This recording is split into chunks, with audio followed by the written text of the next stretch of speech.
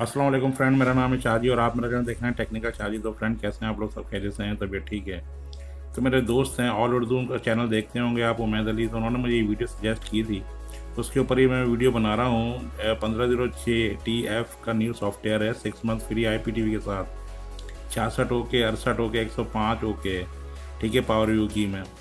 तो नीचे डिस्क्रिप्शन में मैं उनकी वेबसाइट का लिंक दे रहा हूँ। ये सॉफ्टवेयर आप पढ़ लीजिएगा 1506T रिसीवर में। और जो है ना, 6 मंथ की आप जो है ना IPTV को एंजॉय कर सकते हैं। काफ़ी सारे चैनल्स हैं पाकिस्तान के, इंडियन के, अरबिक, तो उनको आप जो है ना IPTV के थ्रू देख सकते हैं फ्री।